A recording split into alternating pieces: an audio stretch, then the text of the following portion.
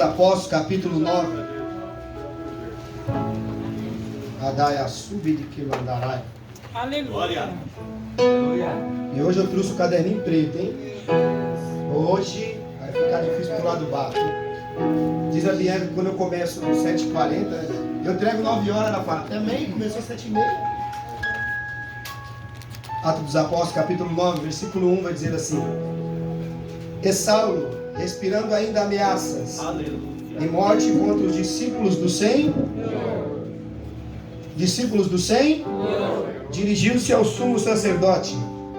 Ele pediu cartas para a sinagoga de Damasco, a fim de que, acaso achasse alguns que eram do caminho, assim homens como mulheres, os que levavam presos para Jerusalém. E seguindo ele, estrada fora, quando se aproximou de Damasco, subitamente uma luz do céu brilhou ao seu redor. E caindo por terra, ouviu uma voz que dizia: Saulo, Saulo, por que você me persegues? Ele perguntou: quem és tu, Senhor? E a resposta foi: eu sou Jesus, a quem você persegues. Mas levanta-te e entra na cidade, onde vão te dizer o que você deve fazer. Os seus companheiros de viagem pararam emudecidos, ouvindo a voz, mas não vendo, contudo, ninguém. Eles ouviram a voz, mas não viram ninguém. E então se levantou Saulo da terra, e abrindo os olhos não podia ver. E abrindo, mas ele não podia ver.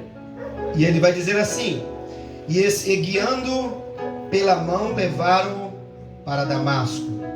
Esse 3 dias, sem ver, durante quase nada comeu e nem bebeu. Havia em Damasco um discípulo que era chamado Ananias. Disse-lhe o Senhor numa visão: Ananias. Ao que respondeu: eis-me aqui, Senhor. Então o Senhor lhe ordenou: dispõe-te, vai à rua que chama direita, e na casa de Judas procura por Saulo, apelidado de Tarso, pois ele está orando. E vi entrar um homem chamado Ananias, impondo-lhe as mãos para que recuperasse a vista. Ananias, porém, respondeu: Senhor, eu tenho muito a ouvir a dizer respeito sobre este homem, Senhor. Quantos males ele tem feito aos seus santos em Jerusalém. E para aqui ele trouxe a autorização dos principais sacerdotes para prender a todos que invocam o nome do Senhor. Mas o Senhor lhe disse: vai. Por quê? Porque para mim é um instrumento escolhido para levar o meu nome perante os gentios, perante os reis, bem como perante os filhos de Israel. Pois eu mostrarei o quanto ele há de sofrer por causa do meu nome. Podeis assentar. Aplauda o Senhor. Aleluia. Curva sua cabeça, vamos orar pela palavra. Porque o Senhor, Ele está aqui esta noite. Ó Deus maravilhoso, nós estamos, ó Pai, na Tua presença. Senhor, perdoa os nossos pecados e as nossas falhas. Ó Deus, que o Senhor continue, ó Deus, falando conosco, meu Deus, como eu falando através dos louvores, através da Tua palavra, Senhor. Continua, Senhor, meu Deus, ó Pai. Meu Deus, ó Pai, falando conosco. Ó Deus, obrigado, meu Deus, ó Pai, porque não precisamos ser reconhecidos por ninguém, meu Deus. Meu Deus, ó Pai, nosso dever, a nossa missão é que conheçam o Teu nome, meu Deus, é que glorifiquem o Teu nome. E em nome de Jesus, aquele, meu Deus, a quem o Senhor deu na cruz do Calvário por nós, nós te agradecemos e te louvamos em nome de Jesus. Aplauda mais uma vez, Senhor. Deus é maravilhoso. Amada igreja de Deus, essa palavra é uma palavra muito conhecida. Atos dos Apóstolos é um livro uma carta muito estudada. E quando eu estava meditando hoje, o Senhor falava para mim acerca da vida do apóstolo Paulo. Deus falava para mim sobre a missão que Paulo recebeu do Senhor no dia da sua conversão. Mas Deus falava para mim que há muitos Paulos em nosso meio, em nossa vida, em nosso país, em nosso cotidiano. E Deus, Ele vai levantar os Paulos desse tempo para poder fazer a vontade do Senhor. O texto que nós estamos lendo aqui de Atos dos Apóstolos, Lucas, o médico, amigo de Paulo, companheiro de Paulo em muitas viagens. Ele escreve em Atos dos Apóstolos, no seu capítulo 1, essa carta a Teófilo, um homem que se interessou pelas coisas de Jesus, pelos ensinamentos de Jesus. Teófilo quis saber quem era Jesus. E ele investiu em Lucas para que Lucas viesse fazer uma biografia sobre Jesus. Era como se ele fosse ir até onde Jesus viveu, comeu e ir até os discípulos para saber como era Jesus, como ele se comportava, quem ele era, como ele agia. Porque Jesus ficou muito conhecido. Os seus milagres e os seus feitos ultrapassaram as fronteiras. E Jesus deixou os seus discípulos. E a Bíblia diz que Teófilo, aqui no capítulo 1, Lucas relata a ele todas as coisas que Jesus começou a fazer e ensinar. E é diferente no capítulo 1, porque ele fala primeiro fazer, depois ensinar. O normal é que a gente ensina e depois a pessoa fazer. Mas Jesus primeiro faz, para depois te ensinar. Porque muitas pessoas têm o costume de ensinar, mas não fazer. E Jesus então ensina a fazer, para depois falar, você entendeu o que você fez? Porque assim muitas vezes nós aprendemos mais na prática. Jesus sabia que a missão dele era uma missão de ensinar os seus discípulos e morrer por nós. E ele fez isso com muita sabedoria. Teófilo aqui é avisado na carta de Lucas. Até o dia em que, depois de haver dado os mandamentos por intermédio do Espírito Santo aos santos apóstolos que escolhera, Jesus foi levado às alturas. E este também, depois de ter padecido, se apresentou vivo com muitas provas incontestáveis, aparecendo durante 40 dias e falando das coisas concernentes ao reino de Deus. E comendo com ele, determinou-lhes que ele não ausentasse de Jerusalém, mas que esperasse a promessa do Pai, a qual ele disse que ouvia.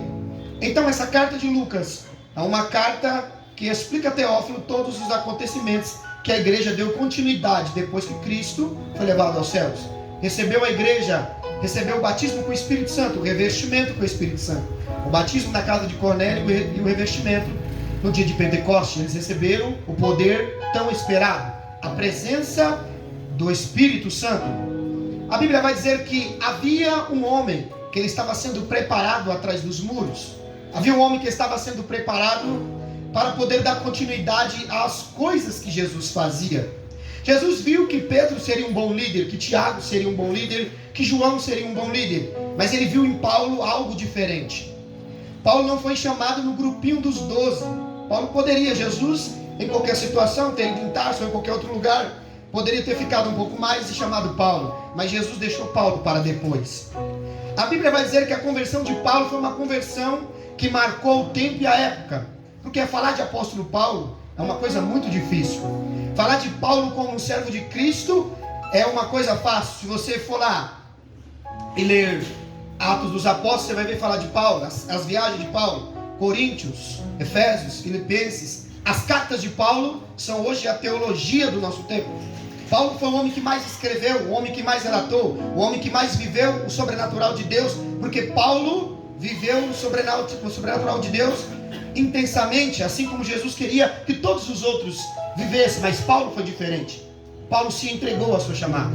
Paulo entregou-se a verdadeiramente aquilo que Cristo queria. Glória. Mas falar de Paulo aqui, como eu disse, é uma coisa interessante, porque quando Paulo inicia a sua chamada, se nós olharmos lá atrás no capítulo 8, nós vamos ver que os discípulos estavam no ápice do seu ministério, as curas estavam acontecendo, os milagres estavam acontecendo, mas os judeus, os sacerdotes daquela época, ainda enciumados com a presença dos discípulos de Jesus, eles começaram a perseguir a igreja chamada os cristãos. Eles foram perseguidos, Valmir, eles começaram a ser presos, eles começaram a apanhar, já desde o tempo em que Jesus já estava ali com eles, mas deram continuidade. O Espírito Santo continuou fazendo milagre, mas também a perseguição continuou. A perseguição continuou. Nós vamos ver Pedro ser preso, nós vamos ver a perseguição intensa sobre os cristãos. E eles faziam milagres e prodígios, sinais, e isso inquietava os líderes daquele tempo, porque eles queriam entender como uma seita igual aquela, que era tão oprimida, que muitas das vezes você prendia 5, prendia 10, e daqui a pouco tinha 20, 30, como ela crescia tão grande, como ela crescia tão rápido, e aqueles que estavam apanhando, sofrendo, eles não se preocupavam em apanhar, eles não se preocupavam em sofrer, e quando eles sofriam, eles se maravilhavam de ter passado aquilo que o mestre deles passou. E a Bíblia vai dizer que nesse tempo Saulo aparece assolando a igreja, Saulo aparece perseguindo a igreja, humilhando os cristãos. E no capítulo 8, no versículo 1 em diante, vai dizer que naquele tempo se levantou a perseguição contra a igreja em Jerusalém. E todos, exceto os apóstolos, foram dispersos pelas regiões da Judéia e Samaria. Alguns homens piedosos sepultaram Estevão, que fizeram um grande pranto sobre ele. Mas o texto do capítulo 8, versículo 3 diz: mas Saulo, porém, assolava a igreja, entrava pelas casas, arrastando os homens e mulheres, e colocava ele nos cárceres, porque eles falavam de Jesus. Quando nós olhamos para Paulo aqui no capítulo 8, não é o mesmo Paulo que nós vamos ver depois do capítulo 9, quando Jesus se encontra com ele.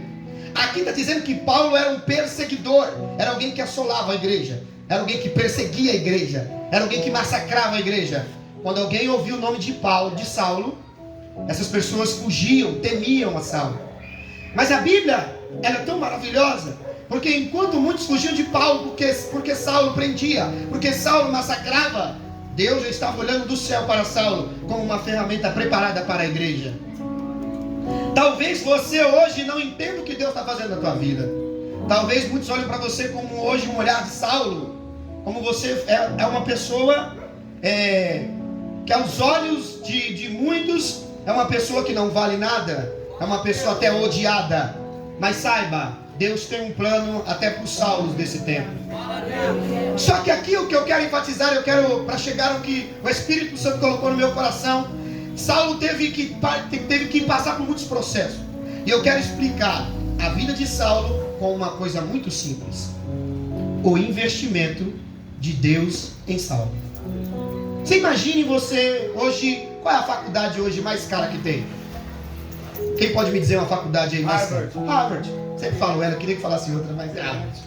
Entenda uma coisa: você imagina que você envia o seu filho para Harvard e Yale. Você vai levar os seus filhos, você investe o seu tempo, o seu dinheiro, você vai gastar os seus dias de trabalho investindo no seu filho, para que seu filho se torne um grande advogado, se torne alguém na vida.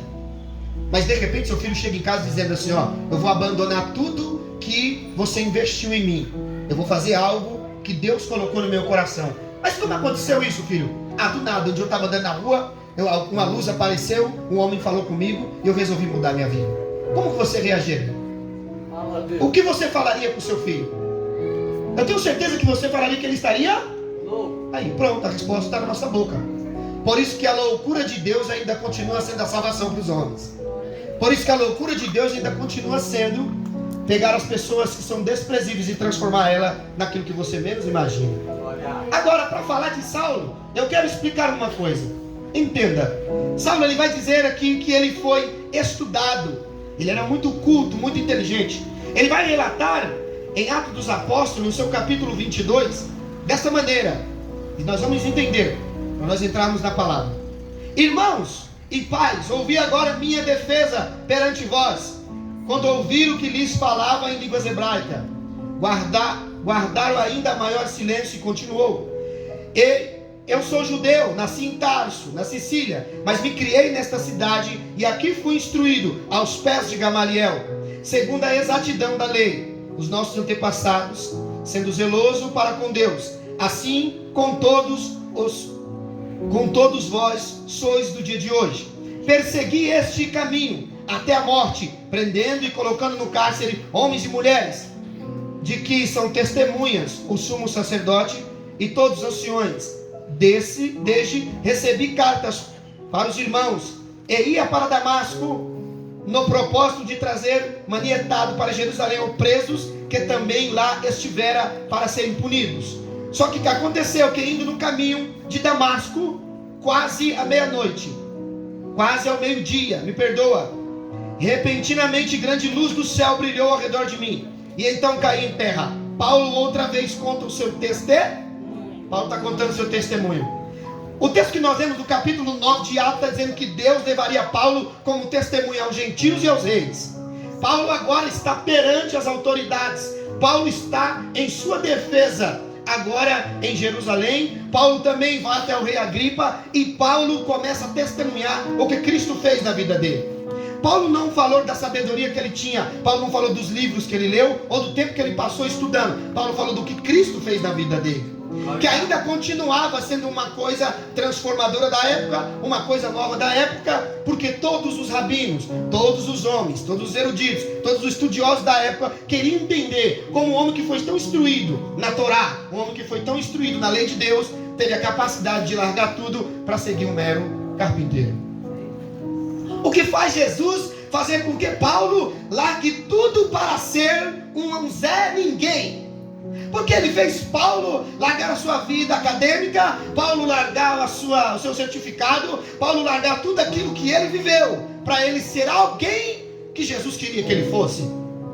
Paulo recebeu isso com muito amor em seu coração, porque a Bíblia diz que Paulo dizia em suas cartas, e isso são textos que hoje são colocados em pequenos vídeos, coisas que você vai falar no cotidiano. Paulo diz que morrer em Cristo era lucro. Paulo diz que a vida dele não pertencia mais a ele, mas pertencia a Cristo. Paulo foi o homem que mais se entregou, o homem que mais viveu com Cristo, porque Paulo viu algo diferente, e essa coisa diferente, esse algo diferente ainda continua fazendo efeito nos dias de hoje.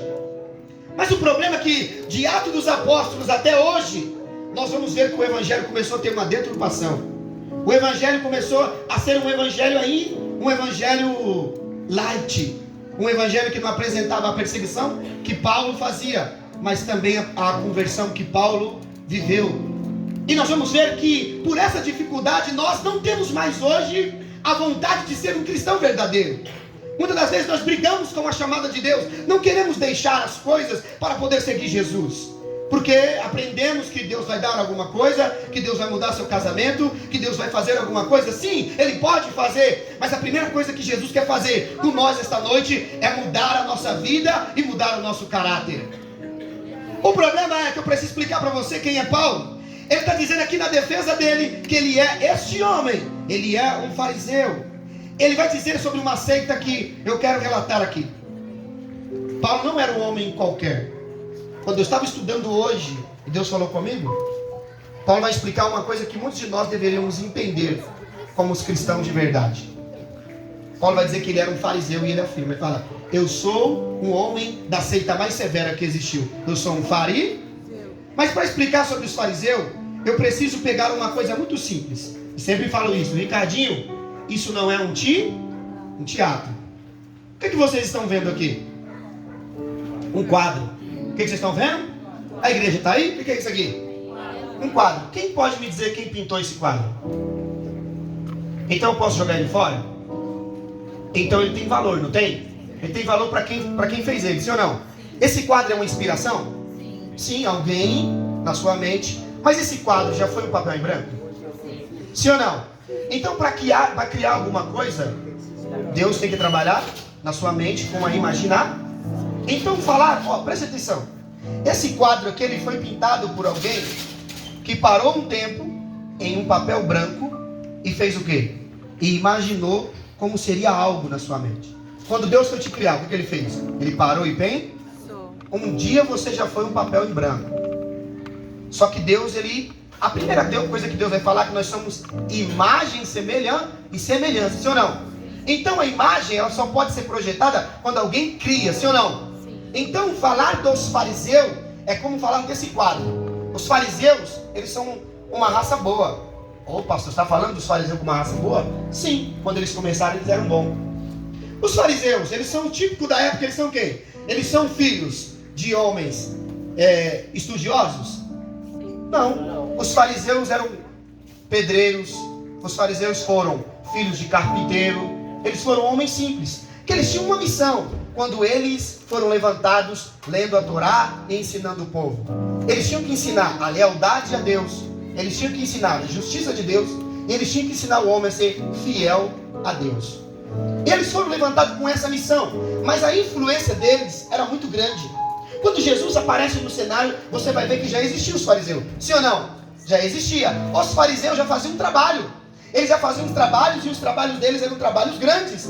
Os trabalhos deles já havia sido concluído em muitas coisas. O problema é que os fariseus, com o tempo, eles se perderam naquilo que eles deveriam fazer. Quando eles começaram como eu e você começa. Você quer ver? Na igreja aqui, vamos lá. O Patrício tem uma boa palavra, a Grazi tem uma boa palavra. Agora eu quero fazer uma pergunta. A sua mãe, Grazi, trabalha de quê? Sua mãe trabalha de quê? Numa firma? Um evento. Se amanhã a Grazi se tornar uma professora culta, inteligente, ela vai continuar sendo filho de uma mulher que trabalha em uma empresa simples. Sim ou não? Sim. O problema é que quando nós se tornamos alguém, nós esquecemos a simplicidade. E aí é onde os fariseus se perderam, porque eles foram homens simples. Vou falar uma coisa muito simples que você entender sobre esse quadro. Não tem como eu falar desse quadro aqui, ó, se alguém não tiver pintado ele, sim ou não? Então falar dos fariseus é difícil. Por quê? Porque ele era a raça que mais perseguia Jesus. Agora entenda, vamos lá. Quando os fariseus foram criados, eles foram levantados para fazer o povo ser fiel a Deus, para fazer o povo chegar até Deus, para eles terem uma vida com Deus. Mas com o tempo, eles pararam de amar o povo e queriam ser amados. E esqueceram que o dever deles não era procurar o amor para eles, era eles transmitirem amor. Jesus foi criado, Jesus foi doutrinado na mesma lei que os fariseus foram doutrinados. Por que Jesus foi diferente? Porque Jesus tinha amor. Por que Jesus fez a diferença? Porque ele tinha amor. Você só vai fazer a diferença na tua vida quando você aprender a ter amor. Só que às vezes Deus tem que mudar o processo da tua vida para você aprender a amar. Você quer ver? Vamos lá. A Bíblia vai dizer que Saulo está assolando a igreja. Ele é um homem culto, inteligente, mas é um homem cego. É um homem perseguidor. É um homem que não enxergava naquela seita que chamava o caminho, o amor de Deus. Mas como pode alguém ler a Bíblia, ser tão culto e inteligente, mas mesmo assim não ter Deus dentro dele? Isso é muito difícil falar, sim ou não? Então Deus está vendo o Saulo, está dizendo, ó, ele é o perseguidor. Está vendo esse amor que ele tem, esse ódio que ele tem, me perdoa por ele perseguir os cristãos? Eu vou transformar isso em amor. Agora, preste atenção. Se eu tirar aqui a moldura desse quadro, ele vai continuar sendo um quadro? Mas ele vai perder o quê? Ele vai perder a essência. Esse quadro com o tempo pode perder a tinta? Ele pode perder o brilho? Mas ele vai continuar sendo um quadro. Mas ele vai continuar sendo uma peça original, sim ou não? Sim. O problema é que com o tempo a gente se perde. Perde o brilho, perde a essência. Mas ainda continuamos sendo quadro. O fariseu era o típico homem que entendia da lei, entendia da palavra, praticava a justiça, mas perdeu o brilho. Aí entenda, se eu colocar esse quadro na parede, qualquer um que passar vai dizer, este homem fez um belo barco. Mas não adianta olhar, ser um belo barco, ter feito uma belas ondas, mas perder o brilho e não ter mais a intensidade como foi feito. Aí Deus falou comigo algo muito profundo. Vamos lá? Olha o que Deus fala comigo. Quando eu comecei a pregar, eu tinha uma finalidade: ajudar as pessoas a chegarem até Jesus. Com o tempo, quando eu me tornei alguém inteligente, eu comecei a ler, e aí eu via que eu tinha uma sabedoria, eu parei de ter esse pensamento. Foi os primeiros sintomas de que eu comecei a perder o brilho. Por quê? Porque eu mostrava uma sabedoria, mas eu estava sem brilho. Sabedoria sem Deus continua sendo irracional e demoníaca. Vamos lá. Adolf Hitler era inteligente? Levou a Alemanha a ser uma potência mundial. Mas o que ele fez? Todos nós conhecemos. Eu canso de dizer isso. Deus não está atrás de pessoas inteligentes. Deus está atrás de pessoas cheias do Espírito de Deus. Pessoa inteligente tem um monte, sim ou não? Tem. Se você olhar no nosso meio aqui, tem pessoas que se vir aqui na frente vai ler muito bem. Tem pessoas que lê livros de faculdade que a gente nunca leu. Mas o que eu quero explicar aqui, presta atenção. Para esse quadro voltar a ser original, o que eu tenho que fazer? Eu tenho que fazer uma reparação. E a coisa mais difícil é reparar um quadro velho. Devolver brilho. Tirar sujeira. Vamos lá? Olha o que está escrito aqui. E eu deixei para nós entendermos. Olha como que é tão profundo. A restauração fazia parte do ministério de Jesus. Sabe o que a restauração fazia? Quando Deus te chamou, como é que você estava? Como estava a sua vida? Aí, ó. Como estava a sua vida? Acho que é só a Rafaela que está aqui. Como estava a sua vida? Horrível. Horrível, pronto, seja verdadeiro. Como estava a sua vida? Péssimo. Péssima. Aí olha só, o que você precisa? Você precisa de alguém que vai lá e destrói a sua vida? Acaba de quebrar? Ou alguém que faça uma restauração? Então o que é uma restauração então? Vamos aprender o que é uma restauração? O que é a restauração? Vamos lá. Restauração é algo que vai muitas das vezes surpreender você. Você quer ver? Há pouco tempo agora foi leiloado um quadro. Um quadro de Leonardo da Vinci. Se eu não me engano, ele foi a 450 milhões. Um quadro que valia 450 milhões de reais. Mas quando eles pegaram o quadro da famosa Mona Lisa, se eu não me engano, quando eles pegaram o quadro, eles começaram a ver. A tinta era orgânica, a tinta era... A cor prata era feita com a própria prata. A cor de ouro era feita com o próprio ouro. O tecido era um tecido original. Mas eles começaram a olhar que começou a ter impureza no quadro. O quadro vale 450 milhões. Mas ele estava com impureza. Só que só quem pode ver isso é alguém que trabalha com um olhar diferente. Alguém que trabalha com restaurar. Então entenda, Jesus, se você pode até achar que você é alguma coisa, mas Jesus conhece as tuas impurezas. Olha só, você vai ver que com o tempo, aqui o quadro continua sendo original e uma bela, boa obra de arte. Mas entenda, você pode valer 450 milhões, mas se você não tem brilho, você não vale nada. O problema é que tem muita gente se achando muito e esquecendo que perdeu o brilho faz tempo. E precisa encontrar um restaurador de quadros. Quem é esse restaurador? Jesus. Pega na cachaça e transforma em pastor. Pega na cocaína e transforma no homem de Deus. Pega na mentira e transforma no homem verdadeiro. Eu nunca vi um homem pegar obras de arte e restaurar como Jesus de Nazaré. Aí eu fiquei analisando isso, Rodrigo. Dá para Jesus trabalhar dessa forma? Dá, por quê? Porque quando o quadro fica paradinho, quietinho e deixa lá sem movimento Jesus trabalhar, ele começa a enxergar as imperfeições do quadro. Aí ele começa, tá cantando na igreja, mas eu conheço a imundícia dele. Meu Deus. Tá pregando, mas eu conheço a sujeira. Porque a primeira coisa que vai fazer é, Deus vai mostrar primeiro essas coisas. O Espírito Santo ainda continua sendo o Espírito Santo. Se eu pegar um pouco de mel, mais doce que tiver e mais gostoso, e colocar ele num pote sujo, o que vai acontecer? Ele vai estragar, não vai? Como é que o Espírito Santo vai habitar em nós, se ainda continuamos com as nossas impurezas? Aí Deus está falando, eu quero trabalhar na obra de arte mais cara do que a de Leonardo da Vinci. Por quê?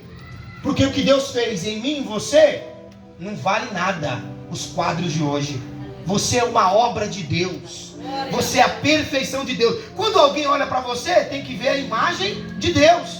Porque você era um nada, mas Deus foi lá e projetou você no céu, trouxe para a barriguinha da sua mãe, e agora você está aqui, um belo quadro e uma boa obra. Só que o problema é, o tempo talvez deteriorou você. Talvez o pecado, as coisas ruins, fez com que você se tornasse uma pessoa mal. Talvez você, por causa das impurezas do pecado, trouxe, não só para a sua vida, mas até ao seu redor, uma impureza, uma sujeira. E com o tempo você era ouro, mas agora perdeu o foco, perdeu o brilho do ouro. Continua sendo ouro, mas a falta de dar uma polida. Continua sendo prata, mas precisa de uma boa limpeza. Glória. Só que o problema é que às vezes uma bela boa obra de arte precisa estar na mão daqueles que realmente sabem trabalhar, daquele que realmente é um restaurador. Porque Jesus, quando nós vemos a igreja, quando você vem à igreja, você vem quebrado, falido, devendo, cheio de problema no casamento, problema na família, problema com todas as áreas. Mas quando você vem à presença dele e deixa ele tocar em você, deixa ele tocar na tua vida, deixa ele entrar no teu casamento, a tua vida muda. E ele precisa pegar um belo quadro que assola a igreja. Ele precisa pegar alguém que tem uma originalidade dentro de si. Ele olha para Paulo, um fariseu no coração do cristianismo. Era um homem de Deus, mas estava sem moldura, sem brilho, mas mesmo assim, para muitos Paulo tinha um valor. Para a lei, Paulo era um homem valorizado. Para a lei, Paulo era alguém grande. Mas Jesus fala, não, é a hora que eu encontrar com ele lá na rua, em Damasco, eu vou colocar uma moldura em Paulo. Quando eu encontrar com Paulo, eu vou voltar a dar para ele um brilho verdadeiro. Não é o brilho da morte, não é o brilho do que ele estava fazendo, mas é o brilho verdadeiro que traz vida e vida com abundância. Mas Saulo precisava da moldura de Deus e precisava se encontrar com alguém que reparava ele. Traz a verdade no original. Por quê? Porque a obra, ela tem que ficar perto de quem a criou. Sim, olha como é interessante. Leonardo da Vinci fez o quadro, mas ele morreu. E quem ia cuidar daquele quadro depois da morte do autor original? Você sabe por que Jesus teve que ressuscitar? Porque quem ia cuidar de você? A sua mãe disse que não tinha mais jeito. E se ele não morre por nós? O que seria do traficante? O que seria da prostituta? O que seria do ladrão? Se aquela cruz fosse uma farsa? Se o restaurador das nossas vidas, o autor e consumador da nossa fé, não tivesse vencido naquela cruz, o que seria de nós?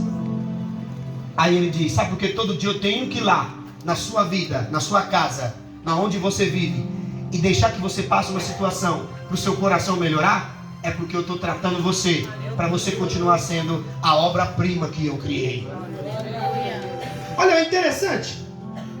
Aqui no texto de Atos dos Apóstolos, Paulo vai dizer uma coisa. Ele vai dizer uma coisa que a igreja perdeu com o tempo. Ele vai dizer assim: e caindo por terra, ouviu uma voz que dizia, Saulo, Saulo, por que me persegue? O que ele ouviu? Uma voz. A primeira coisa que é o aviso para a igreja, até as igrejas de Apocalipse, é: aquele que tem ouvido, ouça. Quando Ezequiel está no vale de ossos secos, os ossos que estavam lá, ouviu a palavra do Senhor? Sim. Então nós temos 2 ossos pequenos no ouvido. Mas eu quero falar só de um, só de 2, mas eu vou falar assim, tem vários, mas eu vou falar de 2 aqui. A bigorna e o martelo. Você sabe para que serve a bigorna e o martelo? Antigamente, para você fazer uma espada, você tinha que ir até o ferreiro. E ele pegava uma peça de ferro assim, ó, que parece que tem 2 chifres, e ele colocava o ferro em cima, e ele pegava o martelo e batia em cima daquela peça até ela afinar. E quanto mais ele batia na peça, mais impacto no metal, mais ele afinava, até se tornar uma espada. Agora entenda, por que às vezes a palavra de Deus é tão dura? Porque o seu coração é duro. E quando a palavra de Deus vem, ela vem com impacto. É por isso que quando Deus fala para você, abandona o que você está fazendo, larga o que você está fazendo. Por quê? Porque parece ser bom agora, mas o final é trágico. Aí você não entende. É por isso que o teu ouvido não quer ouvir aquilo. Por quê? Porque a palavra de Deus, o ferreiro, para forjar a palavra, para forjar a espada, ele precisa bater com o martelo. Às vezes as pessoas falam, o pastor Rafael é duro. Mas entenda, duro mais é quando o diabo entra com adultério e destrói uma casa. Duro mais é quando o diabo mata os jovens na cocaína, no tráfico de droga. Duro mais é quando uma mãe vai visitar o filho na cadeia, quando uma mulher tem que ficar nua dentro da cadeia para visitar o seu marido. Isso é duro. Falar que o evangelho de Deus é duro, isso é uma mentira. Porque se o evangelho fosse duro, os pregos eram para estar na minha e na tua mão. Jesus disse, os meus mandamentos, eles não são penosos. Ele diz, aprendei comigo, meu fardo é leve. Mas Jesus precisa moldar. Nós somos uma obra-prima do Senhor. Por isso, cuidado com o que você fala. Às vezes de um viciado, às vezes de uma pessoa que você chega na igreja a primeira vez, você tem um olhar clínico, às vezes um olhar carnal, dizendo aí não tem jeito. Por quê? Porque parecia que não tinha jeito para Saulo, parecia que não tinha jeito para Saulo de Tarso, mas até ele se encontrar em Atos dos Apóstolos capítulo 9, até ele encontrar com alguém que tinha um martelo na mão, que bateu nele tão forte que os ouvidos dele ouviu a palavra e ele mudou a vida dele. Porque se o evangelho não fazer isso, não é o evangelho de Jesus. O problema é que nós temos que entender que as coisas que acontecem na nossa vida é para nos moldar para coisas melhores. Quem já passou por perca aí, levanta a mão. Quem já perdeu alguém que ama, levanta a mão. Não é difícil? Naquela hora você não pensou em morrer? Você não pensou em tirar a sua vida? O que você está fazendo aqui hoje? Olha como Deus faz você ser forjado por situação difícil. Mesmo nós não querendo. Tem hora que a gente vai ter que ver alguém que a gente ama ir embora. E aí você vai ficar triste. Você vai passar uma semana, um ano. Mas Deus sabe por que a tristeza vem em nosso coração. Deus sabe por que às vezes nós temos que perder certas coisas. Eu vejo na minha caminhada muitos homens que alcançaram sucesso, fama, dinheiro, mas que depois, no final, estão tristes, chorando, angustiados sem Deus. Mas também vi homens ricos, cheios de dinheiro, e homens humildes e simples. E vi que a grandeza não estava no que o cara possuía, mas era no Deus que ele servia. Na capacidade dele entender que ainda que ele tenha tudo nessa terra, ele tem que ser moldado, transformado e lavado por Deus. E se você não quiser ouvir hoje, se você não quiser hoje dar atenção à voz de Deus, não esquenta, porque a terra é dele, o ar é dele, tudo é dele. Você pode ter comprado uma casa, colocado uma placa, um número dizendo aqui no meu portão, quem manda sou eu. A terra continua sendo dele. Se você virar uma rua como Paulo virou aquele dia, você vai ver alguém que ao redor dele tem uma luz, que de frente dele tem uma luz, que a voz dele paralisa, que a voz dele faz qualquer um cair em terra, para entender que ele é soberano e poderoso. Somente Jesus de Nazaré pode transformar a tua vida. Só Ele pode moldar você. Só Ele pode mudar o teu caráter, mudar a tua vida. O problema é que você, como uma obra de arte, precisa deixar que alguém mude a tua vida e repare os danos em você com o tempo. Quando eles pegaram aquele quadro de Leonardo da Vinci, entenda uma coisa. Eles viram que o quadro valia milhões, mas precisava ser colocado na parede e ser leiloado. Precisava colocar na parede e ser mostrado. Precisava de um lugar de destaque. Mas Deus não coloca ninguém em lugar de destaque que está sem brilho. Deus não coloca ninguém no lugar de destaque que é soberbo. Deus não coloca ninguém no lugar de destaque que continua na imundícia. Deus primeiro tem que nos limpar, Ele tem que nos lavar, Ele tem que fazer tudo isso. Por quê? Porque aí Ele coloca você para você brilhar para Ele, e Ele será glorificado e não você será glorificado. Aqui vai dizer quem eram os fariseus. E eu escrevi, mas eu vou correr, não vai dar tempo. Entenda uma coisa. Os fariseus, eles eram pessoas humildes. Eram carpinteiros, ferreiros, sapateiros, pescadores, policiais, pedreiros, tecelão, comerciantes. Era eles que ensinavam a Torá. Era eles que ensinavam o povo. Eu fico maravilhado com isso. Às vezes nós estamos aqui na Missão Resgatar, e às vezes nós estamos sentados aqui. E às vezes você se prepara, às vezes, para você ter uma sala. Mas a sala do verdadeiro homem de Deus ainda continua sendo uma calçada dessa. Ainda continua sendo situações que ele nunca imaginou que ele ia passar. Saulo, ele sentou em uma cadeira, ele aprendeu com professores. O professor de Paulo era um dos maiores professores, Gamaliel. Gamaliel era um homem instruído, um homem sábio, um homem que vem de uma linhagem boa, um homem culto e inteligente. Mas entenda, não é a sua inteligência, não é o que você aprendeu, é o que você vai levar de Cristo dentro de você. Porque muitos vão aprender a palavra, mas para distorcer ela. Muitos vão aprender a palavra para não ser humilde. Aí vem um irmãozinho, não vou dar atenção para ele não. Por quê? Porque o que eu sei, ele não é capaz de ouvir e aprender. Você nunca vai reparar obras de arte. Por quê? Porque às vezes nós chegamos na igreja assim, sujos, maltrapilhos, deteriorados com o tempo, cheios de problema, faltando uma moldura em nós. Mas Jesus olha para você e fala, é a Lil. Ah não, é a Carla, não acredito, eu vou agora mudar. Aí as pessoas começam a olhar e falar, não acredito, estava ali agora fazendo o que não prestava, mas agora está aqui fazendo as coisas boas. Meu Deus, Jesus continua fazendo o trabalho dele. E ele não precisa de homem nenhum para fazer isso. Por que ele não precisa? Porque quando os homens acham que sabem alguma coisa, Deus sai da vida deles.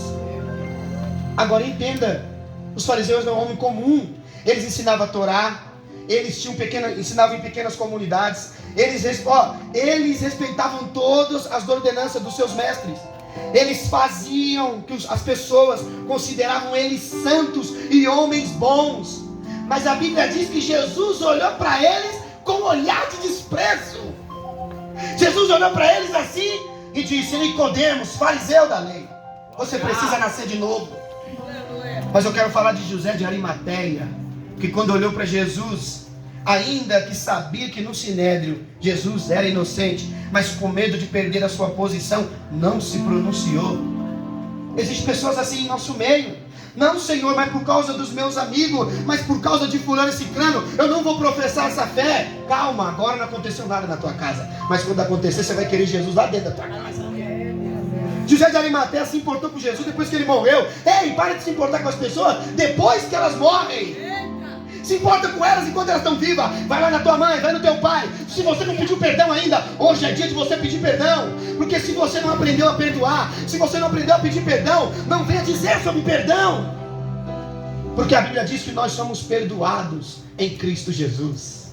Jesus, ele é um fariseu moderno. Quem é Jesus? Jesus é o cara que conversa com Mateus o publicano.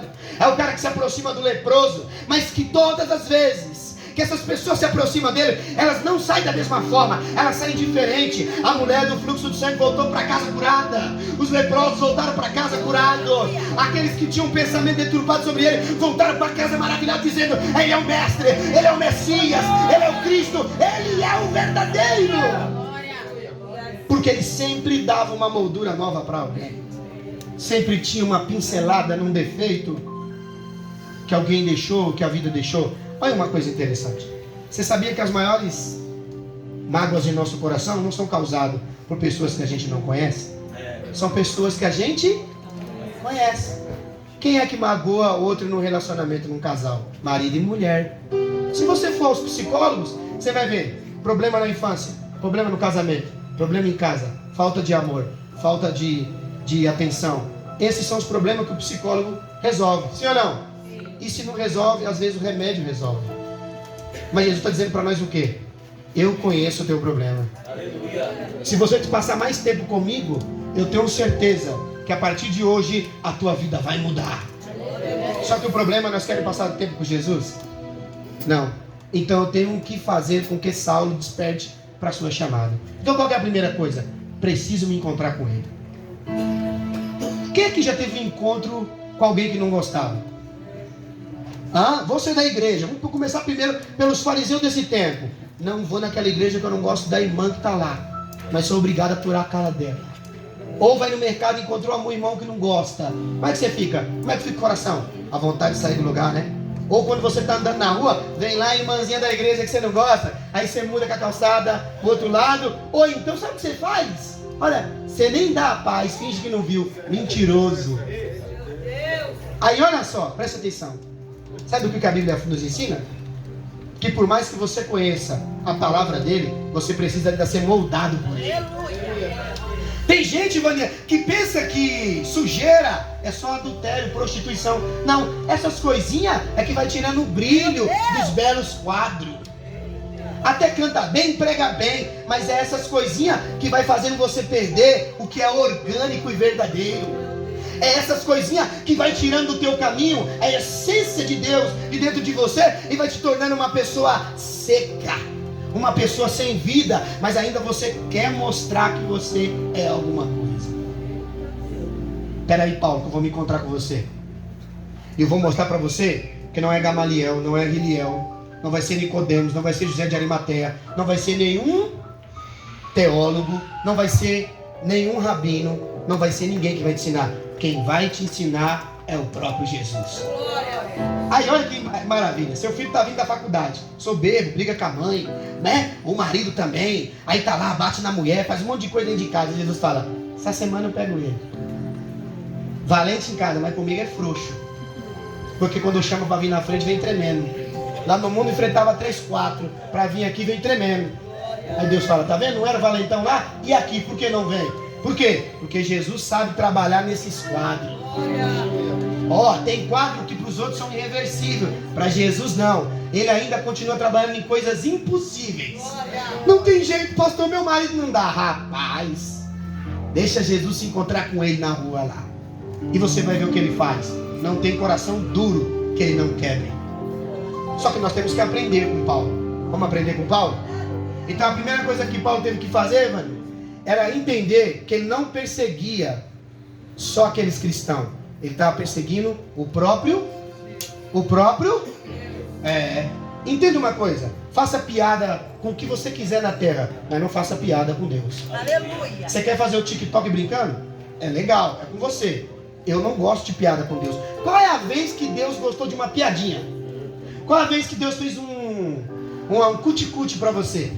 A Bíblia fala assim, ó, e ele não se deixa, Deus não se deixa zombar. Deus não gosta de zombaria. Deus não gosta que tira sarro das coisas dele. Só que o problema é que nós brincamos demais com Deus. Sim ou não? Fazemos brincadeiras que depois tem consequências graves. Tem barco que não afundava e agora até hoje é conto de naufrágio. É empresa? Não, minha empresa ninguém pode parar. Hoje, falência. Você quer fazer o que você quiser na sua vida. Você pode pular, rodar, fazer o que você quiser. Mas não brinque com Deus. Deus não tem brincadeira com ninguém. Paulo, você não está brincando com qualquer um, Paulo. Eu vou me encontrar com você. Eu não vou nem tocar em você. Você só vai ouvir minha voz. O que Jesus fez com Paulo? Jesus tirou alguém da vida dele? Jesus puniu ele com alguma coisa? Não, Jesus só falou, sou eu. Você não está perseguindo? Sou eu. Persegue a mim. Paulo não conseguia abrir o olho para enxergar. Você sabe por quê? Porque quando nós estamos nas trevas, não conseguimos enxergar quem de fato Cristo é. É por isso que precisamos se encontrar com Ele. Por quê? Para tirar a cegueira espiritual dos nossos olhos. Ele é muito mais do que um carro conversível. Ele é muito mais do que um bom dinheiro na conta. Ele é muito mais do que um casamento restaurado. O que Ele veio dar para nós é perdão, vida eterna e salvação. Isso daí, nem dinheiro nem na terra. Nada nessa terra pode comprar isso e pode pagar isso. Mas eu tenho que me encontrar com Paulo. Paulo está lá, assolando a igreja. Então vamos lá. Hoje Deus vai ensinar para nós uma coisa muito simples. E isso é muito fácil. Vamos começar do zero. Se você quiser hoje mudar a tua vida, primeiro, você vai ter que esquecer tudo e deixar ele trabalhar. Porque se sua vida veio assim hoje, ó, se você está em uma página em branco, só tem um que eu conheço que consegue fazer desde Gênesis. Está escrito assim, ó. E Deus criou a sua imagem. A sua imagem. Deixa eu dizer uma coisa, você não está sozinho. Por quê? Porque se você está aqui, você é uma imagem refletida da mente de Deus. Você tem noção de onde você foi projetado? Deus tem tanta coisa para fazer, não tem?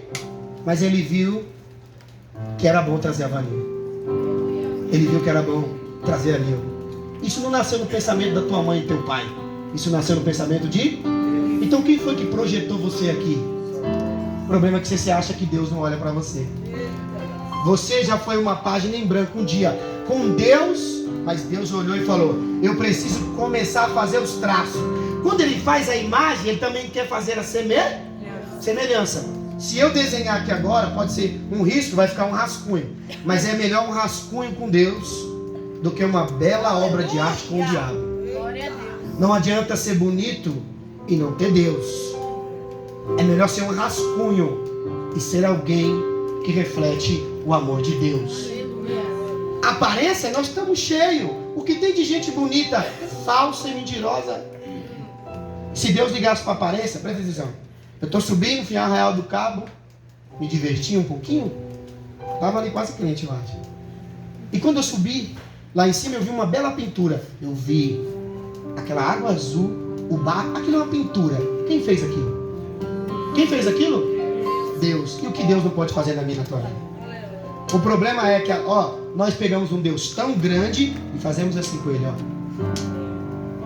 Aí Deus fala assim, quando eu criei você, sua mãe nem pensava.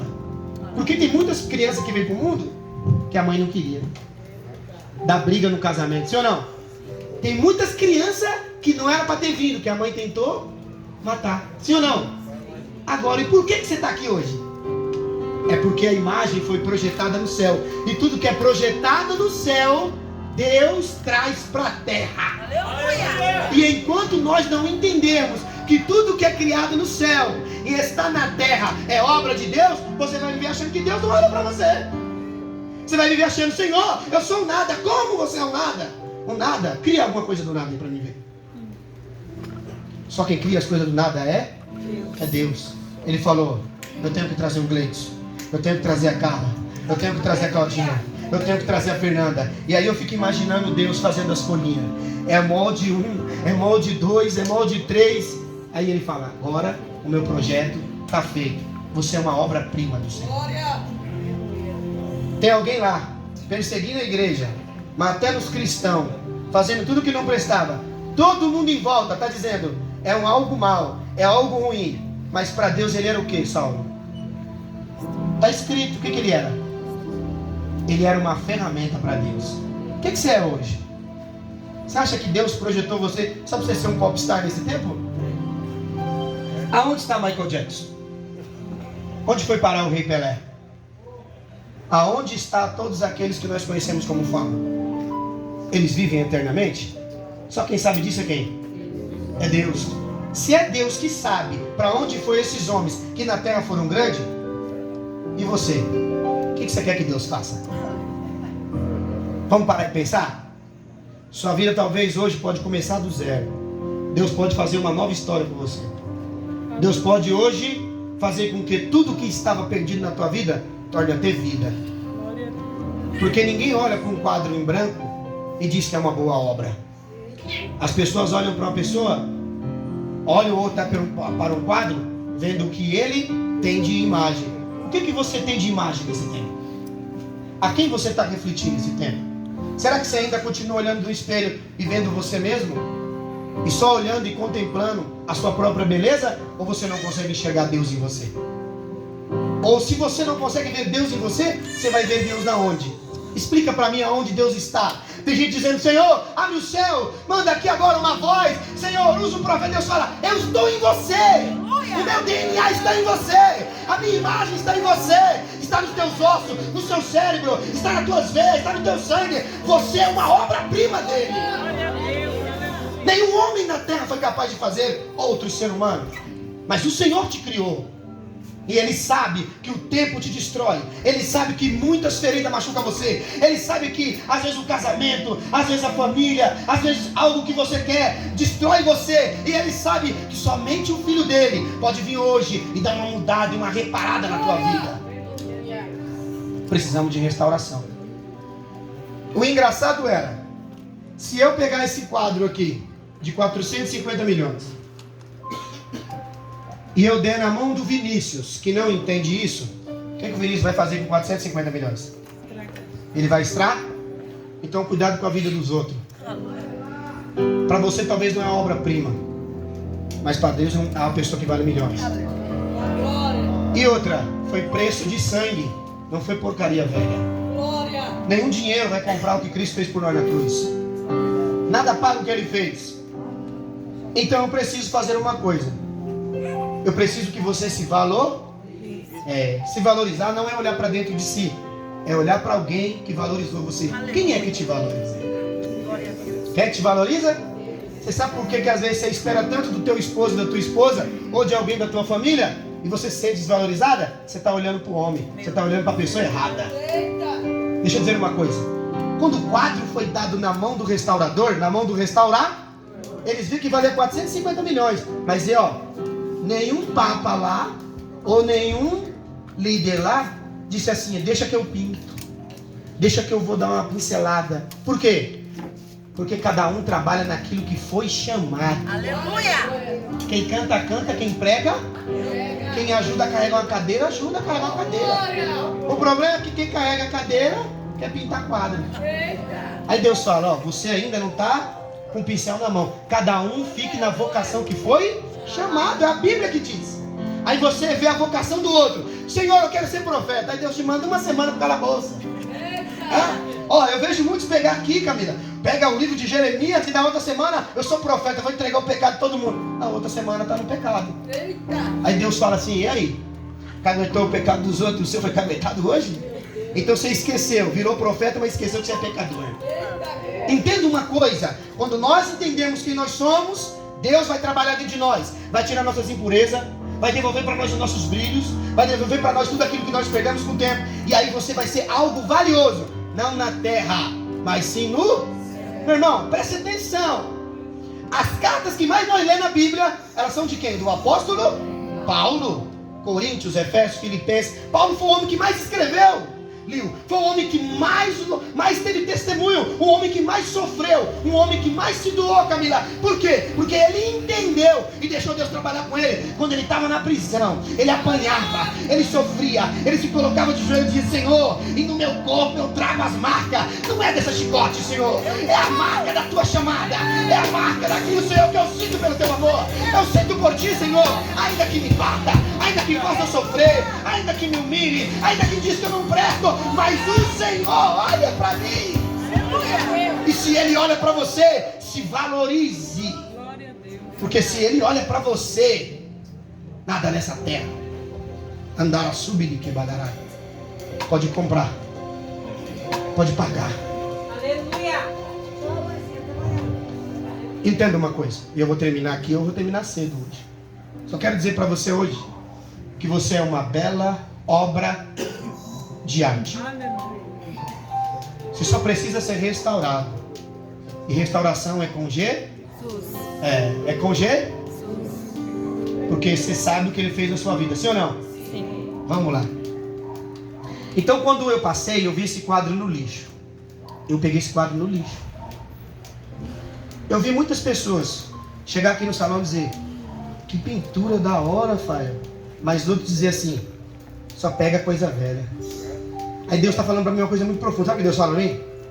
Cuidado com a visão dos outros. Meu Deus. Porque uns vão elogiar como uma coisa boa e outros. Então se eu for ligar para o que os outros falam, meu Deus, eu vou deixar Jesus. Eu vou largar tudo que está sendo feito. Presta atenção. Essa bela obra de arte, eu não sei o autor, mas eu queria parabenizar ele. Por quê? Porque hoje ela serviu de inspiração para mim. Você está servindo de inspiração para alguém? Mesmo sendo achado no lixo?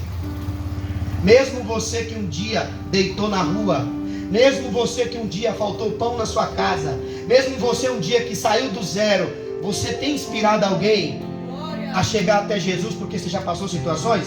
Ou continua na hipocrisia? Deixa eu dizer uma coisa para você. Quando eu passei, eu coloquei ele no salão e eu olhei. Eu não consigo ver aqui o nome do autor, mas eu sei de uma coisa: eu não consigo fazer o que ele fez. Quando você vê alguém fazendo alguma coisa, se você não sabe fazer, fique quieto. Aleluia. Por quê? Porque você pode destruir a obra de alguém que um dia vai servir de inspiração para outro. Você está entendendo? Existe muito crítico. Olha os críticos. Olha como que é os críticos. Preste bem atenção. O quadro é velho, mas dá o pincel na mão dele. O quadro não tem uma cor original, mas ele não sabe fazer. Aí Deus fala para nós assim, ó: só olha para Jesus. Aleluia! Porque Ele pode fazer muito mais. Ele pode fazer muito mais. Quando eu peguei esse quadro, coloquei no meu salão, deixei no meu salão, eu cuido dele com muito carinho. Ele já caiu umas 20 vezes do preguinho, mas eu continuo colocando ele lá. Por quê? Porque para mim ele tem valor. O que tem valor para você? Às vezes você quer que o filho dos outros morra. Meu Deus. E o seu quando não chega em casa na sexta-feira? Meu Deus! Você sabe por que você ainda tem a língua para ferir a vida dos outros? Porque talvez você não passe em casa. Talvez você tenha uma boa cama. Talvez ainda você tenha um bom fogão. Talvez ainda, pastor, mas cada um faz o que quer. Mas eu não fui chamado para ser juiz. Meu Deus! Aleluia! Eu fui chamado para te ajudar. Se eu puder te ajudar, eu vou te ajudar. Se não, eu não posso fazer nada. Às vezes é melhor não fazer nada do que tentar fazer as coisas e atrapalhar os outros. Aleluia! Deixa eu dizer uma coisa. Quando alguém chegar e ver esse... Eu creio que a partir de hoje. Chegar esse... Temos aqui. Chegar e ver esse quadro na parede. Lembre-se. Um dia esse quadro serviu de inspiração para uma pregação. Aí você lembre-se, olha para esse quadro. Ele já foi usado uma vez. Quantas vezes ele foi usado? Quantas vezes você ajudou alguém? Esse quadro hoje não pregou, porque ele não tem boca. Mas ele foi usado aqui para quase 50, 60 pessoas. Aí deixa eu dizer, glória a Deus. Quantos vizinhos você já alcançou? Aleluia! Tão bonito e belo. Oh, glória! Quantas vezes você já alcançou alguma coisa na sua vida? Escolhe aí. Esse quadro estava lá na frente do Jovita. Quem jogou ele fora, quem pintou, eu não sei quem foi, mas peguei ele para mim. Quando Jesus te encontrou, você estava jogado. Ele não perguntou quem é tua mãe, quem é teu pai para você. Ele perguntou para você quem é tua mãe e teu pai? O que ele fez? Ele deu o que para você? A mão. Mas você faz vários questionamentos. Meu Deus. Deixa eu dizer uma coisa para você. Isso é original. Só pode ter brilho de verdade na mão daquele que sabe trabalhar. Fala a Deus. Os que não sabem trabalhar, danifica a obra de arte. Aí eu vou trabalhar em Paulo. Não vou entrar na palavra. Vou ficar aqui, ó. Levanta, mesmo cego, vai até a rua chamada direita e aprende agora a ser carregado pelos outros. Você que perseguia, pode passar agora a ser perseguido. Quando Paulo levanta, ele levanta sendo carregado pelos outros, ele vai para uma casa. Nessa casa ele vai encontrar alguém que questiona ele, mas o ajuda, sim ou não? Sim. Ananias não vai dizer assim, eu não vou lá, Senhor. Ele vai dizer, conheço a fama dele. Deus conhece sua fama. Você fala da filha dos outros, mas Deus sabe qual que é a sua filha. Você fala da vida dos outros, mas Deus conhece a tua. Você tem um telhadão de vidro, mas taca pedra na dos outros. Aí olha o que Deus nos ensina. Paulo, o que você está achando da caminha? Da rua direita? O que você está achando de ficar cego 3 dias? E se eu não te deixo cego 3 dias, você não vai levantar para fazer minha obra. Sabe por quê, Paulo? Porque você tinha um coração duro. Mas na minha presença não tem coração duro. A Bíblia diz que Paulo imediatamente foi jejuar e orar. Você já ouviu a palavra quantas vezes? E quantas vezes você tomou uma decisão? Quantas vezes você entrou no teu quarto, jejuou e orou? Pediu a Deus perdão pelos pecados que a gente comete no dia a dia? Quantas vezes você sinceramente disse, Senhor, eu levanto daqui para a tua missão? Paulo falou uma vez. E para sempre ele entregou a vida para Cristo. Quantas vezes você falou que ia entregar a vida para ele? Quantas vezes ele te levantou do poço, te tirou da cinza, você traiu ele ou trocou ele por um prato de lentilha? Você talvez trocou ele por alguma coisa que era tão fútil, que ele tem que mudar seu entendimento para você entender que nem só de pão vive o homem, mas de toda a palavra que sai da boca dele. E que você era alguém que precisava. E se ele ajudou você que é tão ingrato, ele não vai ajudar quem tem gratidão? Levanta, Paulo. Que você para mim é um vaso escolhido. Vaso escolhido. Então você não está aqui à toa. Você é um vaso escolhido. Você não vem aqui à toa. Você acha que você está vindo aqui ouvir uma coisa dessa? Jesus falar com nós dessa forma para você ser um Zé Ninguém? Você é a imagem e semelhança dele. Você é a obra de arte dele. Você é alguém que ele projetou para ser igual a ele. Paulo fez essa diferença, igreja? Sim. Fez ou não fez? Sim. Agora, vamos lá. Eu vou terminar, hein? Eu estou terminando, pelo amor de Deus. Tinha Facebook no tempo de Paulo? Não. Tinha carro? Tinha Instagram? Claro que não. Não tinha nada disso. E por que ele fez a diferença? Com tanta tecnologia, não conseguimos fazer diferença nenhuma. Não somos mais imitadores de Cristo, somos imitadores dos homens. Aleluia! É porque paramos de imitar ele que não temos mais as coisas originais. É só falsidade. E enquanto não nos tornarmos verdadeiros e não mostrarmos de fato quem ele é, vamos continuar sempre precisando que ele pingue colírio em nossos olhos, que ele coloque nós nos caminhos, que ele tire as algemas da nossa mão. Você se sente tão livre, mas está escravo em alguma coisa há muito tempo. Você acha que você é dono da tua vida e da tua caminhada, mas eu sei de onde você anda nas trevas. E aí Deus fala para mim e para você essa noite: levanta, Paulo, porque hoje eu pingo colírio nos teus olhos, para que você possa fazer o que eu designei para você fazer. E é por amor a mim. O seu amor tem que estar em quem? Primeiro mandamento Amar a Deus sobre todas as e as coisas usem, porque as coisas não amam. Carro não ama ninguém, dinheiro não ama ninguém. Agora, amor é relacionamento. Amor é entrega um do outro. Eu sei que você tem defeito. Por que eu sei que você tem defeito? Porque eu ainda consigo olhar para os meus. E quando eu olho para os meus, eu entendo quem eu sou de verdade. Aleluia. E quando eu entendo quem eu sou de verdade, eu consigo ajudar o outro. Porque se eu, que às vezes me dou um pouquinho a mais, eu tenho tanto defeito, e aquele que não consegue se doar? Aí Deus fala hoje para nós: quero colocar uma moldura nova em você. Aleluia. Quero restaurar a pintura. Quero te dar um novo brilho. Por quê? Ou escolhe continuar ficando no lixo na beira da esquina. Fala a Deus. E quem olhar para você, te vê como um nada. A escolha é tua. A escolha está na mão dele. Porque Davi diz: Senhor, se eu cair na mão dos homens, o Senhor me tira. Se eu cair na mão dos inimigos, Deus vai lá me salvar. Mas se eu cair na mão de Deus, quem é o valente que vai lá? Na mão dele, ele molda a nossa vida.